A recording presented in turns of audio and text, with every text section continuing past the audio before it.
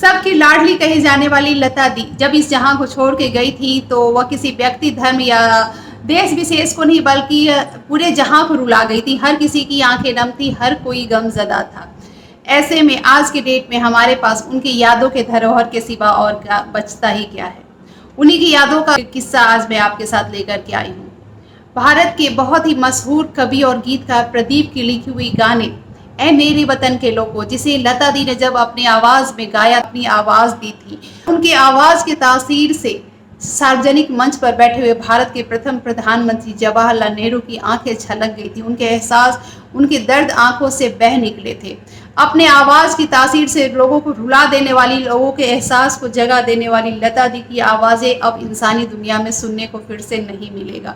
लेकिन उनकी यादों का जत्था कह लें या उनके यादों के ग्रंथ का पन्ना जो एक बार फिर से पलट कर उनके गाने का किस्सा कह रहा है, उस गाने का किस्सा कह रहा है जो उस गाने का अफसोस, जिस गाने को गाने का अफसोस लता दी को जीवन भर सालता रहा, या यूं कह लें कि वो नासूर बनकर उन्हें चूरता रहा। जिंदगी भर जब तक वो जिंदा रही उन्हें उस गाने का अफसोस रहा कि आखिर उन्होंने इस गाने को गाया ही क्यों, अपनी आवाज़ उस गाने को उन्होंने क्यों दिया।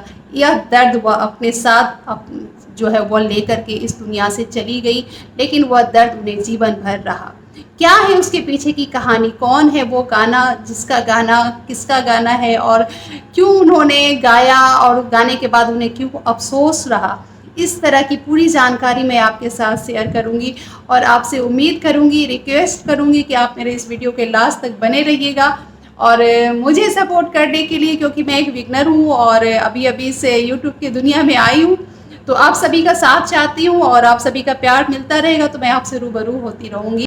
और रिक्वेस्ट इतना सा है कि आप मेरे चैनल को सब्सक्राइब कर लीजिएगा और बेल आइकन को भी ऑन कर लीजिएगा, नोटिफिकेशन बेल जो है उसे भी ऑन कर लीजिएगा और मेरे वीडियो के लास्ट तक बने रहिएगा। लाइक बटन को भी ऑन कर दीजिएगा। किस्सा है उन गाने का जब जिसे लता दी ने जाने अनजाने अब आवाज़ तो दे दी, अपने रिकॉर्ड में गाना को तो रिकॉर्ड कर दिया, लेकिन इस बात से अनजान कि वह गाना उनका जब वैजयंती माला के ऊपर फिल्माया जाएगा और फिल्मी पर्दे पर जब वह आएगा तो वह उनके ज़िंदगी का नासूर बन जाएगा। हालांकि कहा जाता है कि लता दी हर गाने का जो एक गाने से पहले बहुत ही बारीकी पे बहुत ही ध्यान देती थी। वह गाना क्या है, गीत के बोल कैसे हैं, किस पे फिल्माया जाएगा, क्या हाव भाव होंगे, हर छोटी बड़ी चीज़ों को वो बहुत ही बारीकी से देखती थी। फिर भी उनसे कौन सी कैसे इतनी बड़ी मिस्टेक हो गई कि उन्हें ज़िंदगी भर का अफसोस जो है वो बना रहा हुआ उनके साथ ही चला गया। यह घटना है 1964 की, जब फिल्में आई थी, सोमैन राज कपूर की फिल्में आई थी जिसमें कि लता दी ने अपनी आवाज़ दी थी। राज कपूर साहब किसी परिचय की मोहताज नहीं है, वो एक महान एक्टर के साथ साथ एडिटर, डायरेक्टर, प्रोड्यूसर सब कुछ थे और उनकी बहुतों फिल्में आई हैं और जिनमें लता दी ने अपनी आवाज़ दिया और इस फिल्म में भी लता दी ने अपनी आवाज़ दी थी और यह फिल्म है संगम। 1964 में राज कपूर साहब की फिल्म आती है संगम, जिसके गाने के बोल थे कि मैं का करूँ राम मुझे बुढ़ा में। लता दी ने अपनी आवाज़ें दी थी और लता दी, कहा जाता है कि लता दी ने इस फिल्म में इस गाने को गाने के लिए उन्हें मना किया था, लेकिन राज कपूर साहब ने उन्हें यकीन दिलाया था कि ऐसा कुछ नहीं होगा, उनके गाने के साथ कोई छेड़छाड़ नहीं किया जाएगा। और इस गाने को जब लता दी ने अपनी आवाज़ में रिकॉर्ड किया, फिल्म संगम जैसे ही फिल्मी पर्दे पर आई, सिनेमा घरों में आई, तो उसके गाने राम मुझे बूढ़ा मिल गया हर किसी के जुबान पे चढ़ गया था। क्या बच्चे, क्या बूढ़े, क्या जवान, हर किसी के जुबान पे यह ऐसे चढ़ा कि वो आज तक भी सुनने को मिलता रहता है। लेकिन वहीं पर उस जमाने की कुछ लड़कियां और औरतों के लिए यह शर्म का और लज्जा महसूस कराने का एक कारण बन गया था और यही बातें लता दी को नागवार गुजरी।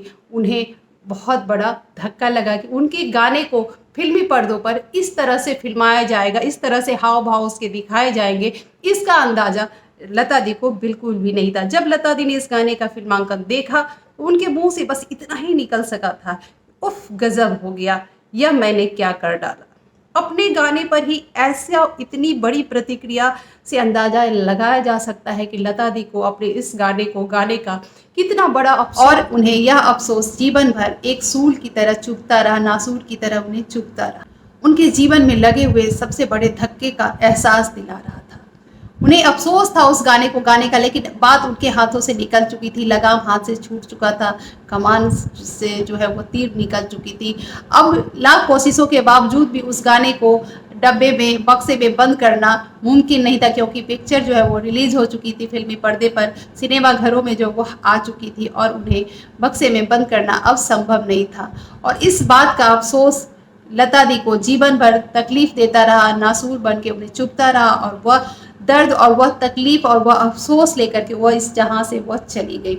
और इस बात का गीत संगीत की दुनिया में इस तरह की घटनाओं का जिक्र वह, और खास करके इस घटनाओं का जिक्र उन्होंने कई बार अपने इंटरव्यू के दौरान, बहुतों बार उन्होंने इसका जिक्र किया है। भले ही वह धीमी आवाज़ में बोलती हैं, लेकिन ज़माना जो है वह उसे साफ साफ सुनता आया। उनकी सुरीली आवाज़, चाहे वो धीरे बोलें या एक स्वर में बोलें, उनकी आवाज़ों को ज़माना हमेशा से सुनता आया था और सुनता रहेगा, और सुनने के लिए ललायत रहेगा हर जन्म में।